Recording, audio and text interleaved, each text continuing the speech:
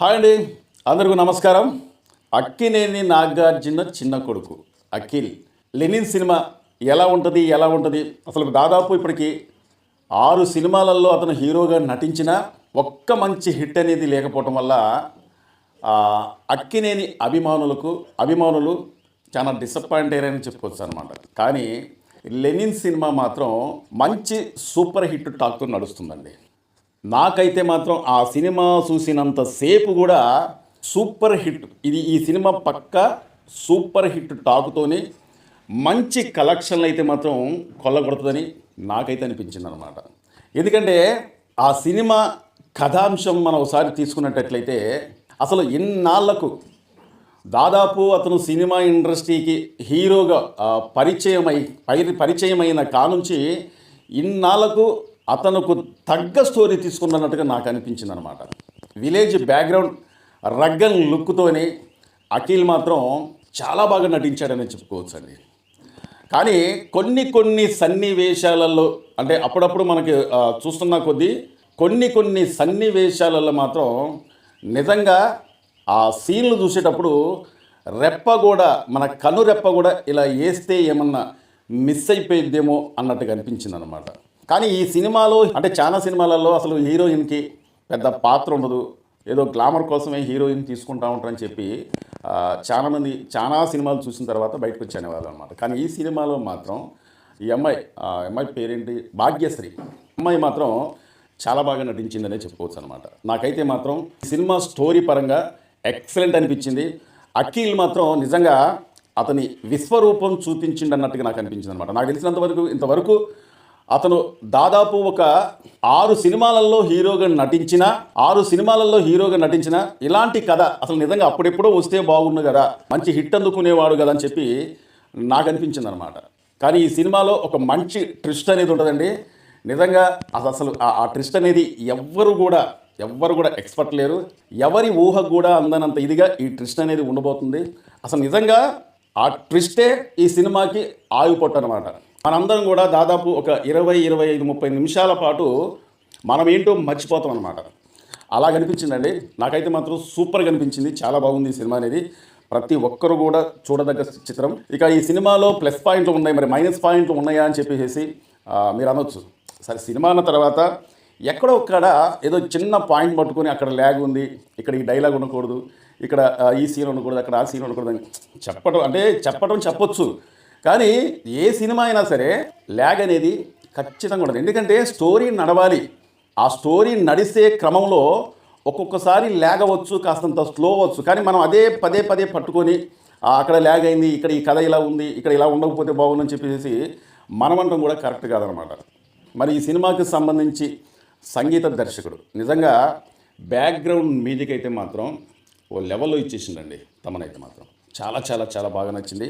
ఆ దర్శకుడు మురళీ కిషోర్ చాలా బాగా ఈ కథలని నడిపించాడు. నాకైతే మాత్రం చాలా అద్భుతంగా, ఇంతకు ముందు ఎప్పుడు కూడా ఇలాంటి లుక్లో మన అఖిల్ అనేది కనిపించలేదు. మంచి రగ్గన్ లుక్లో చాలా బాగా యాక్టింగ్ అయితే మాత్రం చాలా బాగా యాక్టింగ్ చేసిందండి.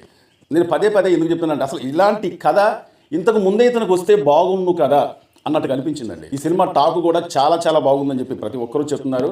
ఎవరో కొంతమంది వచ్చి ఈ సినిమా అలా ఉంది ఇలా ఉంది, నాకు తెలిసినంత వరకు ఆ సినిమా ఎంత super duper block buster hit అయినా సరే, అసలు ఏ సినిమా హిట్ అయినా సరే ఇది కామన్ అండి, ఇదంతా కామన్. ఎందుకంటే అసలు అన్ని సినిమాలు అందరికీ నచ్చాలంటూ ఏం లేదండి. కొంతమందికి బీభత్సంగా నచ్చవచ్చు, కొంతమందికి సినిమా పర్వాలేదు అని చెప్పేసి ఆ విధంగా ఉండొచ్చు, కొంతమంది సరే యావరేజ్ అన్నట్టుగా ఉండొచ్చు, కొంతమంది యావరేజ్ అనొచ్చు, కొంతమంది అసలు బాగలేదని చెప్పేసి కూడా చెప్పొచ్చు. అన్ని సినిమాలు అందరికీ నచ్చాలంటూ ఏమీ లేదు. కానీ ఈ సినిమా మాత్రం మంచి సూపర్ హిట్ టాకుతో దూసుకుపోతుంది. నాకు తెలిసినంత వరకు అక్కినేని అఖిల్ ఇప్పటికీ దాదాపు ఒక 9 సినిమాలలో అతను కనిపించింది. అంటే ముఖ్యంగా ఇక్కడ మీకు చెప్పాల్సింది ఏంటంటే అఖిల్ దాదాపు అతను మోకాళ్ళతోని డేకే వయసు అంటే చిన్న పిల్లాడిగా ఉన్నప్పుడే సిసింద్రి సినిమాలో అంటే అక్కినేని నాగార్జున హీరోగా నటించిన సిసింద్రి సినిమాలో నటించిన సంగతి చాలామందికి తెలవకపోవచ్చు. అంటే అసలు అతనికి ఆ సినిమా ఎప్పుడు తీశారో, ఇది సినిమా కాదా అనే జ్ఞాపకం లేని సమయంలోనే అతను బాలనటుడిగా వచ్చింది. అంటే అతను నటిస్తున్న సంగతి కూడా అతను తెలవదు. జ్ఞాపకార్థంగా ఒక సినిమా ఉండాలన్న ఉద్దేశంతోనే నాగార్జున గారు అప్పుడే మనకు పరిచయం చేశారనమాట. సో ఆ సినిమాలో నాగార్జున గారు మన సిసింద్రిని కిడ్నాప్ చేస్తే సిసింద్రిని కాపాడే పాత్రలో చాలా చాలా చాలా బాగుంటుంది సినిమా. స్టోరీ కావచ్చు, సినిమా పాటలు కావచ్చు, ఇలా చెప్పాలంటే అప్పట్లోనే ఆ సినిమా సూపర్ డూపర్ హిట్ అయిన సినిమా అనమాట. అంతేకాకుండా ఆ సినిమాకి దర్శకుడు ఎస్వి కృష్ణారెడ్డి అనుకుంటా.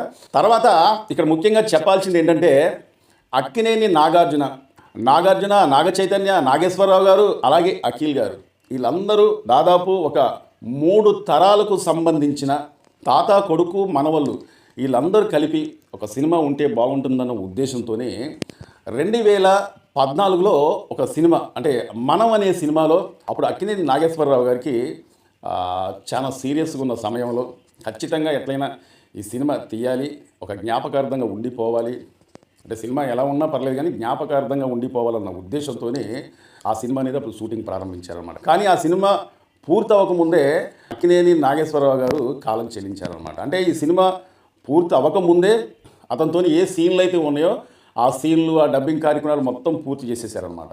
సో అక్కినేని అఖిల్ గారు ఆ సినిమాలో లాస్ట్ ఎక్కడో చిన్న క్లైమాక్స్లో కనిపిస్తారనమాట. ఆ క్లైమాక్స్లో కనిపించి అప్పుడు ఆ సినిమాతోనే మనకు పరిచయమైన సంవత్సరం ఏదంటే 2014. మరి 2015లో అతను పేరుతోనే అఖిల్ అనే పేరుతో ఇక హీరోగా పరిచయం అయిందనమాట.